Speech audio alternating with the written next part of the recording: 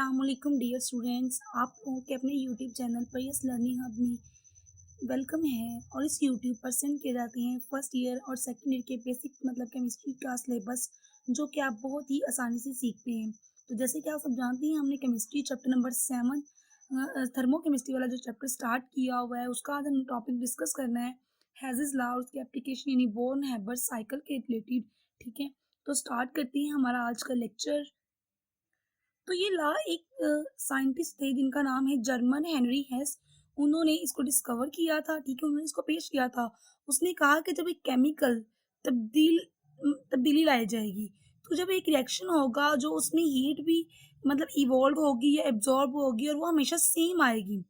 क्या कहा इस साइंटिस्ट ने? कहा कि हमारे पास एक लॉ है, यानी कि हम केमिकल तब्दीली देखते हैं, तो जब हम कोई भी उसको चेंज करते हैं, एक एक पोजीशन से दूसरी पोजीशन में उसको रखते हैं, या किसी और पोजीशन पर लेके जाते हैं, या हम वहाँ पे हीट क्या करते हैं, इवॉल्व या एब्जॉर्ब किसी भी चेंजेस को, तो वो चेंजेस क्या आती है, हमेशा सेम आती है। ठीक है, वो चेंजेस हमेशा क्या होती है, सेम होती है।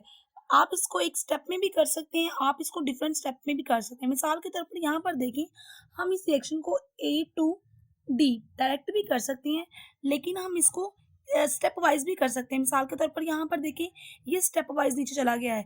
यहाँ पर पहले बी पर आया, उसके बाद सी पर, उसके बाद डी पर। ठीक है, पहले किस पर आया, बी पे, फिर उसके बाद सी पे, उसके बाद डी पे। लेकिन हम इसको डायरेक्ट भी कर सकते हैं और इनडायरेक्ट भी कर सकते हैं। यानी A, let consider A can be converted into D directly in a single step with enthalpy change. If the reaction can have a route from A, B, C with enthalpy changes यानी H1, H2 and H3, तो अगर हम इसको direct भी करेंगे तो same ही इसका answer होगा, और अगर हम इन सब की पोजीशन को ऐड करके करेंगे तो भी उसका वही आएगा। ओके, उसका आंसर इंथाल्पी के इक्वल ही आएगा हेज़ेस लॉ का।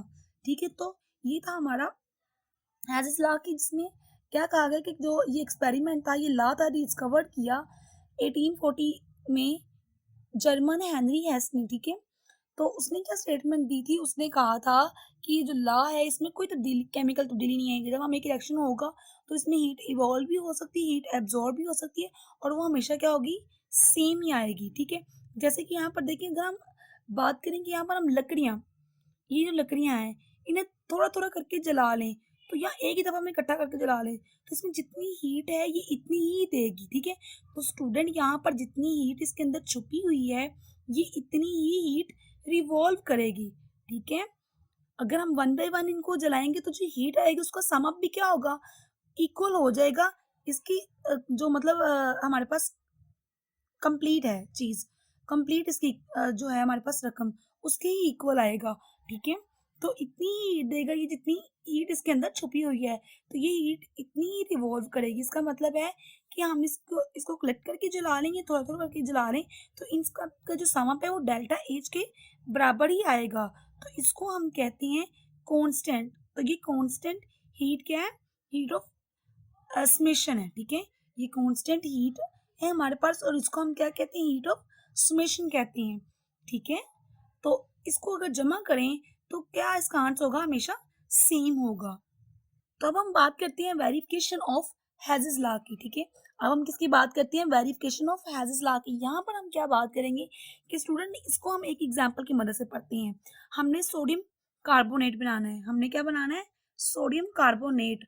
तो हम सोडियम हाइड्रोक्साइड के 2 मोल लेके कार्बन डाइऑक्साइड के साथ रिएक्ट करवा के भी इसको डायरेक्ट बना सकते हैं, लेकिन हम सोडियम हाइड्रोक्साइड का एक एक मोल लेके भी, एक मोल इधर लेके एक मोल इधर लेके भी इस रिएक्शन को कंप्लीट करवा सकते हैं। ठीक है, आप इसे डायरेक्ट भी बनाना चाहें तो इसे बना सकते हैं सोडियम कार्बोनेट को, और आप इसे सिंगल स्टेप में भी करना चाहें तो यानी सोडियम हाइड्रोक्साइड को 2 अलग-अलग मोल में ले लें। अब जो डेल्टा एच का जवाब है वो क्या आना चाहिए, हमेशा H1 और H2 का सम अप। ठीक है, जो H1 की हमारे पास कीमत है और जो H2 की हमारे पास आई है, उन दोनों का सम अप ही डेल्टा एच के इक्वल होना चाहिए। ठीक है, तो इस तरीके से हम क्या कहते हैं कि हमारे पास जो लेफ्ट हैंड साइड है वो राइट हैंड साइड के इक्वल आ रही है, यानी उसके बराबर आ रही है। तो इस तरीके से स्टूडेंट्स, ये हमारे पास रिएक्शन है जिसकी मदद से हमने इसकी वेरिफिकेशन की कि the formation of sodium carbonate can be study as single step process in two step processes. Single step में देखिए सोडियम हाइड्रोक्साइड के हमने 2 मोल्स लिए हैं और कार्बन डाइऑक्साइड के साथ हमने इसको रिएक्शन करवाया है। तो देखिए यहाँ पर हमारे पास कितनी, हमने 2 कॉमन लिया है, इट मींस कि सोडियम के साथ भी 2 है और हाइड्रोक्साइड के साथ भी 2 है। ठीक है, तो यहाँ पे देखिए सोडियम के तो 2 एटम्स इधर आ गए और कार्बन का हमारे पास एक ही एटम है तो कार्बन का भी आ गया, और ऑक्सीजन के हमारे पास यहाँ पे 4 एटम है ना, 2 यहाँ पे कॉमन लिए हुए और 2 यहाँ पे है, तो 3 हमने ले लिए, बाकी हमारे पास 1 रह गया। और यहाँ पे हाइड्रोजन का जो था वो भी आ गया, हाइड्रोजन के 2 एटम्स। तो हमारे पास इक्वेशन क्या होगी, सिंगल स्टेप में हमारे पास रिएक्शन हो गया, डेल्टा एच की कीमत आ गई। अब हम सोडियम हाइड्रोक्साइड को कार्बन डाइऑक्साइड के साथ अगर हम उसका 1 मोल लेके करवाएं तो हमारे पास क्या आएगा, सोडियम बाइकार्बोनेट आएगा। तो सोडियम बाइकार्बोनेट को लेते हैं और दोबारा सोडियम हाइड्रोक्साइड का 1 और मोल लेते हैं, तो हम सोडियम कार्बोनेट को इससे क्या करेंगे, मतलब वेरीफाई करवाएंगे। तो सोडियम बाइकार्बोनेट हमारे पास आ गया और साथ में क्या हुआ, हमारे पास वाटर के मॉलिक्यूल्स आए। सोडियम यहाँ से क्या रिमूव हो गया, हाइड्रोजन इसके साथ अटैच हो गया, तो हाइड्रोजन के 2 एटम्स हो गए और ऑक्सीजन का 8, इन्होंने पानी बना लिया। यहाँ पर जो हाइड्रोजन का एटम है ये निकल जाएगा और OH के साथ क्या कर देगा, वाटर बना देगा। तो बाकी हमारे पास सोडियम के 2 एटम्स और कार्बोनेट मिलके क्या बना देंगे, सोडियम कार्बोनेट। तो इस तरीके से डेल्टा H की कीमत जो हमारे पास H1 थी -48.06 किलो जॉल, और जो H2 थी वो हमने दी 41.02 किलो जॉल। ठीक है, तो इन दोनों का सम अप करेंगे तो 89.02 आ जाएगी, जो डेल्टा H की इक्वल है। इसलिए हमने कहा कि लेफ्ट हैंड साइड और राइट हैंड साइड क्या है, एक दूसरे की इक्वल है। तो स्टूडेंट जब हम CCl4 की बात करते हैं, इसकी बात करते हैं CCl4 की, यानी कार्बन टेट्राक्लोराइड की, जब स्टूडेंट टेट्राक्लोराइड बनता है तो स्टूडेंट आपको याद होगा, तो जो हम हेलोजिनेशन ऑफ रिएक्शन के साथ करते हैं और सनलाइट के साथ करते थे कि एक एक स्टेप में एक एक क्लोरीन ऐड करते थे, और तो अलग अलग स्टेप में से हीट को जब हम रिमूव करना होता है तो हीट ऑफ सुमेशन की मदद से इसको करते थे। ठीक है, इसी तरह बोरोन ऑक्साइड और एल्यूमिनियम ऑक्साइड है ना, जो यहाँ पर हमारे पास बोरोन ऑक्साइड और एल्यूमिनियम ऑक्साइड है हमारे पास, तो इसको भी हम क्या करते हैं, इसमें भी जब इसकी मतलब प्रोटेक्टिव लेयर बन जाती है तो हमारे लिए एग्जिट जो इसकी हीट है ना उसको फाइंड करना मुश्किल हो जाता है। तो फिर इस वक्त हम क्या करते हैं, हेज़ेस लॉ को उनकी डायरेक्ट हीट को फाइंड करने में बड़ा हेल्पफुल साबित होता है, तो उसकी मदद से इसको फाइंड आउट करते हैं। इस तरह जब कार्बन मोनोऑक्साइड बनता है तो कार्बन मोनोऑक्साइड भी तब बनता है, फिर उसके बाद हमने कार्बन डाइऑक्साइड को बनाना होता है। ठीक है, इसी तरीके से जब क्या होता है, कार्बन मोनोऑक्साइड बनता है तो उसकी फॉर्मेशन से हमने कार्बन डाइऑक्साइड को बनाना होता है। तो इस तरह ये स्टेप क्या हो जाएगा, 2 स्टेप में से होकर गुजरता है। तो हमने क्या कहा है कि there are many compounds delta H can not be measured directly, calorimetric methods. ठीक है, तो इसकी जो हीट ऑफ फॉर्मेशन है जब हम कार्बन टेट्राक्लोराइड की करते हैं तो वो can not be prepared direct reaction. ठीक है, तो उससे पहले कार्बन और क्लोरीन मतलब उसके अंदर ऐड होता है। उसके बाद हीट ऑफ फॉर्मेशन हम बात कर रहे थे बोरोन ऑक्साइड की और एल्यूमिनियम ऑक्साइड की, तो वो भी सेम इसी तरह से था। ठीक है, provide problem the measurement of standard enthalpies of the formation. अब हमने क्या कहा था कि हीट ऑफ फॉर्मेशन की मदद से हम कार्बन मोनोऑक्साइड से ही कार्बन डाइऑक्साइड को फाइंड आउट करते हैं, तो इसमें ये बड़ा हेल्पफुल होता है हेज़ेस लॉ। ठीक है, क्योंकि उसी तरीके से इसको मेजर आउट किया जा सकता है। तो इसी तरह स्टूडेंट्स अगर हमें एक स्टेप की हीट, यहाँ पर देखिए हमें एक स्टेप की हीट ना भी पता चले तो इसको हम इनडायरेक्टली फाइंड कर लेते हैं। कैसे, देखिए ज़रा यहाँ पे मिसाल ले रहे हैं, मिसाल के तौर पर एक ग्राफ है हमारे सामने, यहाँ पर मिसाल के तौर पर हमारे पास क्या है, एक ग्राफ है। ठीक है, तो इसमें देखें कि हमारे पास एक रिएक्शन है, आप इसमें डायरेक्ट यानी कार्बन डाइऑक्साइड को भी बना सकते हैं, डायरेक्ट भी क्या कर सकते हैं, कार्बन डाइऑक्साइड को भी बना सकते हैं। ये फिर पहले हमने कार्बन मोनोऑक्साइड बनाने होते हैं और कार्बन मोनोऑक्साइड से ही हमने इसका हाफ ऑक्सीजन का रिएक्शन करवाएंगे। ठीक है, क्या करेंगे हम, इसका डायरेक्ट भी हम कार्बन डाइऑक्साइड बना सकते हैं, कार्बन ऑक्सीजन को, कार्बन और ऑक्सीजन के जो मॉलिक्यूल्स को मिला के क्या कर सकते हैं, डायरेक्ट भी हम कार्बन डाइऑक्साइड बना सकते हैं। लेकिन हम इसको मतलब स्टेप में भी डिवाइड कर सकते हैं, कार्बन को हाफ ऑक्सीजन के साथ करेंगे तो कार्बन मोनोऑक्साइड बन जाएगा। ठीक है, तो और फिर इसके बाद क्या होगा, हम दोबारा करवाएंगे तो क्या होगा, कार्बन मोनोऑक्साइड से हमारे पास जो है ना वो कार्बन डाइऑक्साइड आ जाएगा। ठीक है। तो इससे हीट निकलेगी, इससे हीट कितनी निकलेगी, इससे हमारे पास हीट निकलेगी -393.7 किलो जूल पर मोल। जब हम डायरेक्ट करवाते हैं कार्बन डाइऑक्साइड का रिएक्शन तो हमारे पास हीट आती है -393 किलो जूल, ठीक है। और अगर हम इसको इनडायरेक्टली करवाएं, मतलब 2 स्टेप्स में करवाते हैं, तो हमारे पास जो मतलब रिएक्शन है उसमें से जो हीट है फर्स्ट स्टेप में यहाँ पे देखिए हमारे पास यहाँ पर डेल्टा HF1 जो है वो उसकी कीमत नहीं है। अब हम इसको कहते हैं कि ये हमारे पास क्या है, ए स्टेप, और ये हमारे पास बी है, ठीक है। हम बी में देखिए कार्बन डाइऑक्साइड बना रहे हैं, तो इसलिए हमें पता चलता है कि यहाँ पर हमारे पास जो रिएक्शन में हीट यूज हो रही है वो कितनी है, -283 किलो जूल। तो स्टूडेंट हम जानते हैं कि यहाँ पर डेल्टा एच का जवाब डेल्टा H1 और डेल्टा H2 दोनों को ऐड करने से आ जाएगा, ठीक है। यानी यहाँ पर डेल्टा H और डेल्टा H1 और डेल्टा H2 इक्वल होंगे।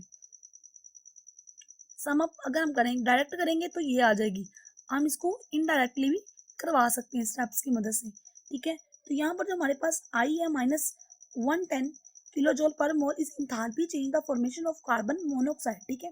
डेल्टा H1 की हमारे पास जो थी वो फाउंड आउट हमने करनी थी, तो इसीलिए इसको हमने क्या किया, बाहर निकाले, तो ये इधर आके क्या होगी, माइनस की होगी। तो इनमें से जब हमने 393.7 में से माइनस किया है तो हमारे पास आ गई 110, ठीक है। तो ये हमारे पास डेल्टा H1 की कीमत थी, ठीक है स्टूडेंट्स। तो स्टूडेंट हम बात करते हैं बोर्न हेबर साइकिल की। तो बोर्न हेबर साइकिल में ये देखें, बोर्न और हेबर 2 साइंसदान थे। इन्होंने क्या कहा कि इन्होंने कहा कि अगर हम यहाँ से आप यहाँ पर हो और आपको सीधा इधर आप सीधा इधर आ जाओ, या घूम फिर कर आप इधर आ जाओ, अगर आप इधर हैं तो सीधा भी इधर आ सकती है और इसको घूम फिर कर भी इधर आ जाओ। तो पहले उसने क्या किया, इसको एक आयन बनाया, ठीक है, फिर इसको क्रिस्टल बनाया, ठीक है। यानी सोडियम और क्लोरीन को रिएक्ट करवाकर उसने सोडियम क्लोराइड बनाया हुआ है, ठीक है। अब हमें इसको डायरेक्ट बनाना हो तो वैसे ही मतलब बना लें, या पहले इसे आयन में कन्वर्ट कर लें और फिर क्रिस्टल में, ठीक है। पहले हम इसको क्या कर लें, आयन में कन्वर्ट कर लें और बाद में इसको क्रिस्टल्स में। तो इस तरीके से भी हम इसको फाइंड आउट कर सकते हैं, मतलब क्रिस्टल लेटर। इस प्रोसेस में हम कहेंगे कि क्रिस्टल लेटर्स तो स्टूडेंट्स जो लेटेस्ट एनर्जी है और सोडियम क्लोराइड की है वो ये होगी जो अब तो जब हम ये वाले स्टेप में लेटेस्ट एनर्जी जो सेट है तब निकलती है जब आयंस में मिलना है और क्रिस्टल बननी है, तो इसको हमने बोलना है कि ये क्या हमारे पास क्रिस्टल लेटिस है, ठीक है। जब आयनिक क्रिस्टल्स ने आपस में मिलना है, आयन ने और क्रिस्टल ने, तो हमारे पास वो क्या हो जाएगी, लेटिस एनर्जी हो जाएगी, ठीक है। It is special application of Hess's law which is used to determine the latest energy of binary ionic compound। Latest energy में हमने सोडियम क्लोराइड के एग्जांपल्स ली कि हम इसको डायरेक्ट भी करवा सकते हैं या इससे पहले आयंस बना के उसके बाद इसको क्या कर सकते हैं, क्रिस्टल्स में कन्वर्ट कर सकते हैं।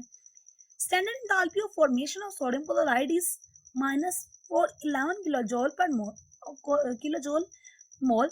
This formation reaction can be considered as taking place in several steps. One of them is the latest energy, ठीक है। हम इसको जब पहले आयन में उसके बाद क्रिस्टल्स में कन्वर्ट करते हैं तो उसको हम क्या कहते हैं कि ये हमारे पास लेटेस्ट एनर्जी है। तो स्टूडेंट यहाँ पे हमारे पास है बोर्न हेबर साइकिल, ठीक है। तो स्टार्ट पर देखें, स्टार्ट पर हम स्टडी करते हैं तो हमने आप इधर हैं, ठीक है। तो यहाँ पर आप देखें रिएक्शन को फिनिश करना है हमने, ठीक है। अब आपके पास दो ऑप्शन है, एक तो आप इसको डायरेक्ट भी इस तरीके से फाइंड आउट कर सकते हैं, डायरेक्ट भी, ठीक है। और दूसरा क्या है कि आप इसको मतलब स्टूडेंट्स आप इसको स्टेप में भी देखते हैं। तो यहाँ पर हमारे पास सोडियम जो सॉलिड फॉर्म में है इसको हमने जो हमारे पास, और क्लोरीन हमारे पास क्या है, गैस फॉर्म में या मॉलिक्यूलर ऑफ गैस फॉर्म में है, और हमने सबसे पहले सोडियम सॉलिड को गैस में कन्वर्ट करना है। सोडियम सॉलिड को हमने किस में कन्वर्ट करना है, गैस में कन्वर्ट करना है। तो यहाँ पर हमने सॉलिड को गैस में कन्वर्ट करना है, क्या करना है, हमने सॉलिड को गैस में कन्वर्ट करने के लिए क्या करते हैं, हम यहाँ पर एटोमाइजेशन करते हैं। ये हमारे पास जो डेल्टा एच यानी हेज़ लॉ के साथ हमने 8 लिखा हुआ है, इट मीन्स कि हमने इसको एटोमाइजेशन कहते हैं, ठीक है। तो हमें यहाँ पर जो डेफिनेटली हीट देना पड़ेगी, तो यहाँ पर जो हमने हीट देनी पड़ी है उसे कहते हैं हीट ऑफ एटोमाइजेशन। उसको हम क्या कहते हैं, हीट ऑफ एटोमाइजेशन, ठीक है, वो कितनी हीट थी 496 किलो जॉल पर मोल। तो हीट ऑफ एटमाइजेशन जो हीट निकलेगी वो हमारे पास यहाँ पर कितनी है 108 किलो जॉल।